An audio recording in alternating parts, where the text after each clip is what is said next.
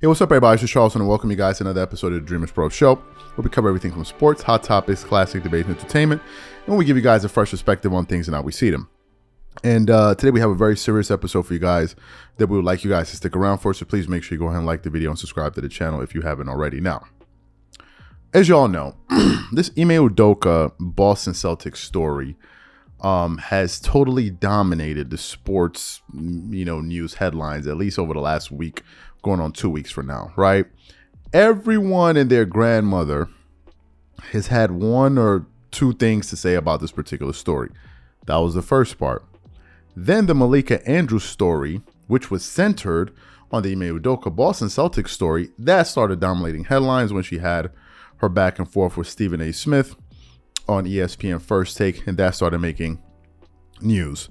But in the midst of all of this, there was one story that seemed to have been swept under the rug for whatever reason. And that story was, the Brett Favre story. And the story is so serious, the scandal is so serious, that it could actually lead to some serious legal repercussions. And one person in the media just yesterday, less than 24 hours ago, delivered a powerful analogy about the situation. And that person is Nick Wright, a person that I've had my issues with his basketball takes, right? I don't know him personally. I'm just talking about his basketball take. I don't know him at all. Never met him. Probably will never meet him. But yesterday, he had a segment on his podcast where he delivered a really thought-provoking analogy. So what we want to do for you guys, for those who haven't heard it, we want to play it for you now, and then we're going to come back and react to what he had to say. So take a listen to what he had to say here.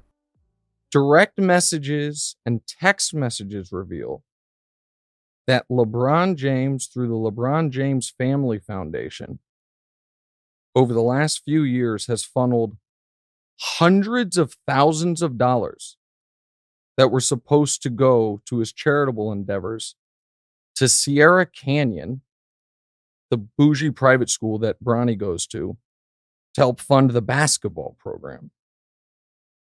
Further messages reveal that LeBron James and California Governor Gavin Newsom have been engaged ever since LeBron signed with the Lakers in a multi-year scheme diverting more than $4 million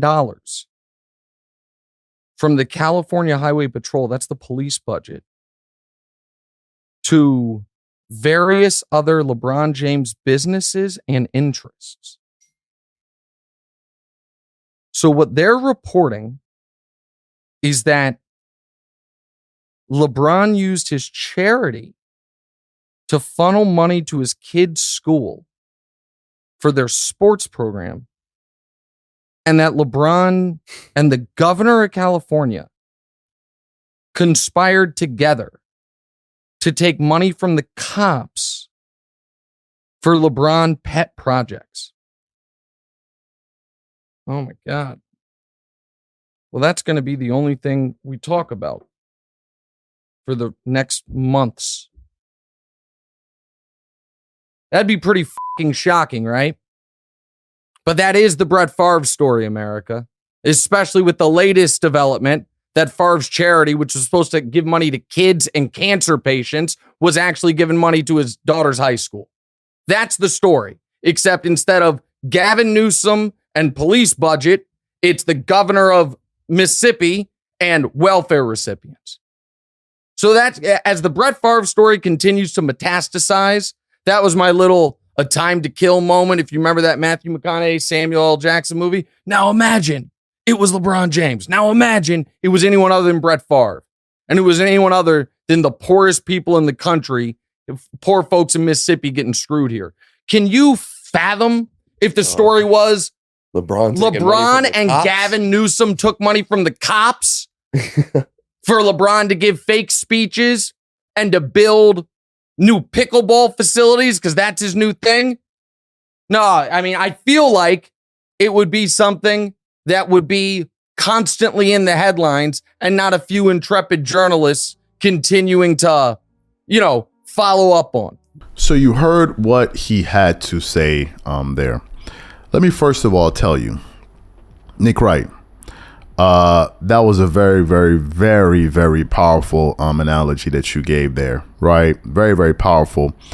And you accomplished what I think you set out to do, because I cannot even begin to imagine if Brett Favre or excuse me, if LeBron were in the place of Brett Favre, what the internet would literally break if a story like that came out about, LeBron James. And I haven't been following the story, to be honest with you guys, very closely, because we're more centered on kind of NBA centric news. So what I decided to do here is that we decided that we want to give our viewers a quick refresher on this story, because maybe some of you may or may not be aware of it. So what we want to do is we want to read from the article here from clarionledger.com. We want to read a little bit of what it has to say, and then we're going to come back and react to it. So basically, the article starts off with the headline: Brett Favre and the Mississippi welfare scandal, what we know. Mississippi's largest ever public corruption case has ensnared several people, including retired NFL quarterback Brett Favre. What allegations is Brett Favre facing in this lawsuit? The state of Mississippi has filed a civil lawsuit against Favre and others to recover more than $20 million in misspent welfare money intended to help needy people in one of the country's poor states. Text messages entered the lawsuit show that then Governor Phil Bryant was involved in the scheme and even guided Favre on how to write a funding proposal so that it could be accepted by the Mississippi Department of Human Services.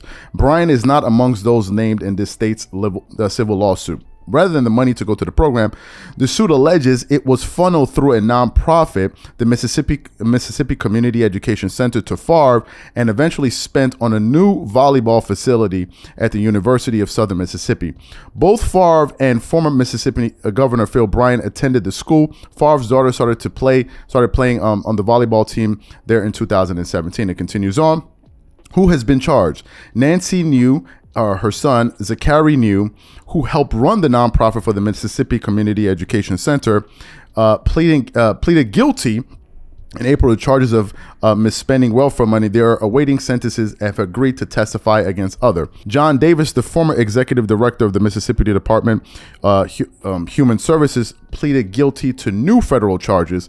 The state charges are being dropped in exchange for Davis agreeing to plead guilty to federal charges and to testify against others in the case, according to a state agreement filed Wednesday. Davis was executive director of the Mississippi Department of Human Services from 2016 February to July 2019. He was appointed to the job by then Governor Phil Bryant, a Republican. The federal charges say Davis conspired with 4 other people who are not named. Favre has not been charged with any criminal wrongdoing. And let me just quickly summarize my thoughts, because we want to cover this in another topic here today, on another show that we're producing. This is damaging information, period, end of story. This is damaging information, and it looks like some folks are going to be going to jail or facing some very serious legal penalties, which brings us back to the Ime Udoka story.